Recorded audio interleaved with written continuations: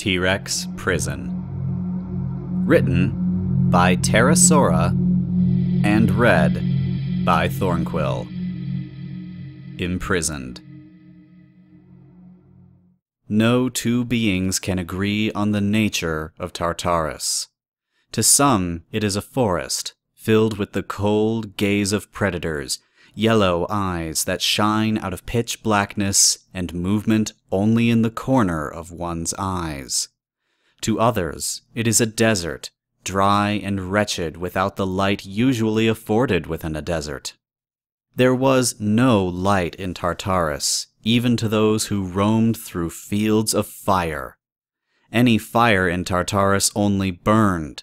They did not cast light. Light meant pity.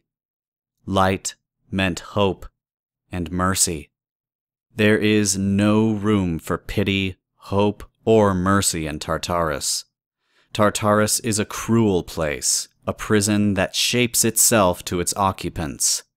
It is forest and plain, desert and ocean, an abyssal drop with no end of movement and a stifling stillness. To Tirek, it was a cage. A single stone crag capped with a cage of rotted iron that could snap with a breath, guarded by a beast that could be bested with a single chew toy. Tirek was hardly shackled, his arms kept in place with a frosted glass chain, his 4 hooves left free. And Tirek could do nothing. Tirek laid on the ground of his cage, panting for breath. His shackles rubbed ceaselessly at his wrists, slipping down to his hands as though he'd be able to take them off that way, but they never fell. He gasped for breath, drinking in only the stale, mildew-filled air of Tartarus. The air in Equestria was sweet and fresh, made the slightest bit bitter and far better for it by fear. Yet Tirek had screamed out the last of Equestria's air hours ago, raging at the stone and rotted iron until his throat grew raw. Or perhaps it had been a few minutes. Perhaps it had been an eternity. An eternity would be welcome. It had taken Tirek over 1,000 years to gather his strength and break just enough of the cage bars for his shrunken form to slip through. Even then, he had not had the strength to break his shackles. It was only a stroke of luck that let him escape when the gates of Tartarus had opened and Cerberus had left his post for a time. Tirek had slipped out then, hiding in the shadows of a ruined castle, feeding on beasts. The mere thought of it filled Tirek with his rage again, and he would have thrashed against his chains if he'd had that ability. Tirek was not satisfied with this. He took a breath, ignoring the stabbing pain in his throat. Must you make that noise, Tirek? A slightly nasally voice carried from the other end of the cage. It can't be good for... Tirek shouted, yelling obscenities and curses loud enough to drown out his brother's voice. He shouted for perhaps another eternity before his own voice gave out. Are you done now? Asked Scorpan. Tirek said nothing, gazing at the roof of his cage. It won't do you any good to ignore me. Silence. The voice moved, this time sounding almost directly to Tirek's right. Would you just have me sit in a corner, brother? Tirek's eyes flashed, boring directly into a pair of beady, black dots. Scorpan sat just a few feet away, all wiry muscles and long nails, one clawed hand absent-mindedly stroking through a brown beard. Ah, yes, the no-brother rule. Scorpan scratched at his beard. I'd almost forgotten. Tirek turned away, staring at the top of his cage once again. No words for me, Tirek? The centaur set his jaw, his gaze hardening as he stared resolutely forward. No, I suppose not. But do not worry. Your punishment dictates that I say as much as I can for as long as I can. I doubt you've forgotten that. Tirek coughed, the simple exertion causing him to burn with pain. I'll take that as a no. Scorpan got to his feet, his gargoyle claws tapping against the bottom of the cage as he walked. However, who knows how much you've forgotten since you achieved your freedom, shall we call it? Would you like a refresher course? Tirek kept his silence. Scorpan continued. Well, there's not much to say, is there? You were a master of power, the Devourer of Magic. Who could stand in your way, Tirek? You, whose power only grew as you fought. Scorpan's tone was light, mocking as his claws tapped against iron. Who could dare to stand in your presence, Lord Tirek? Tirek ground his teeth in frustration as his brother stood above him. Yet he did not give a voice to his rage. Not a single being, Tirek.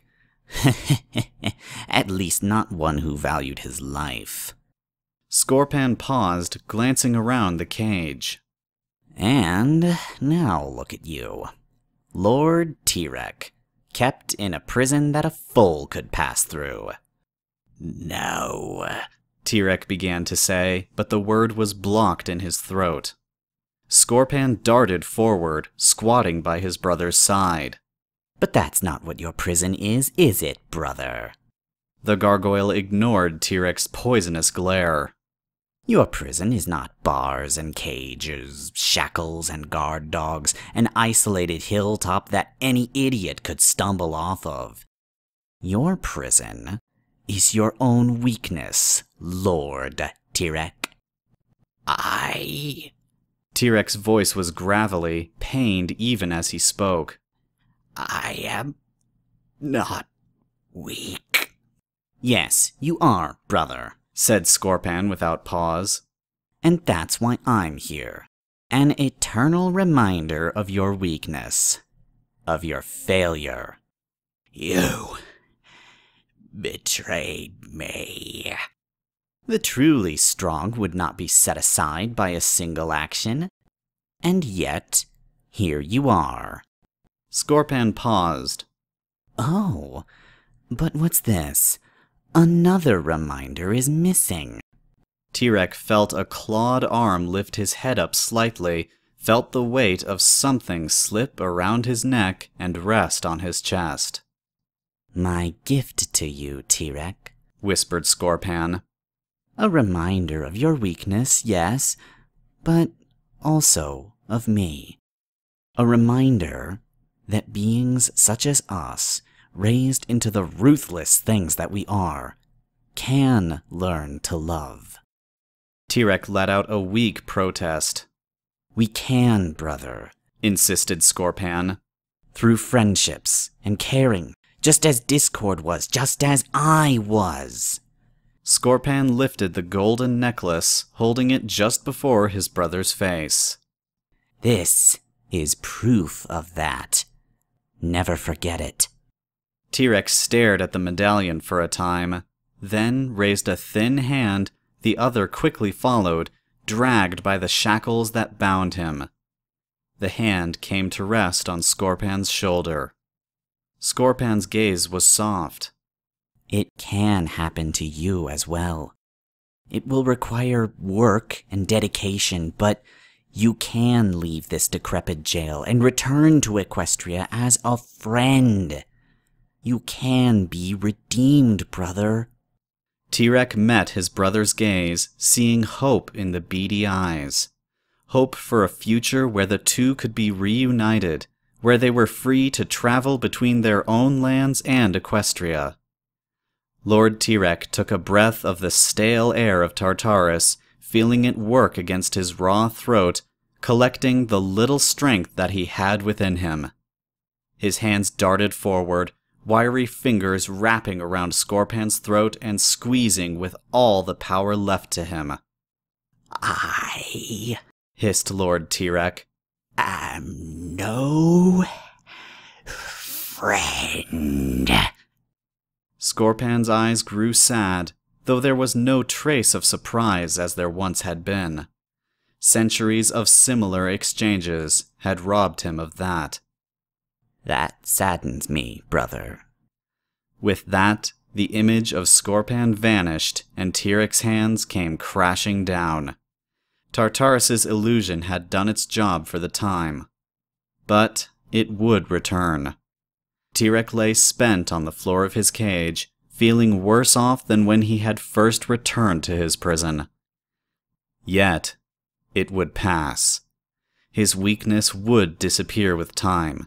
He would regain his power and storm through the gates of Tartarus and back to Equestria, and everything would suffer, would be crushed under the power that is and always would be Lord Tirek.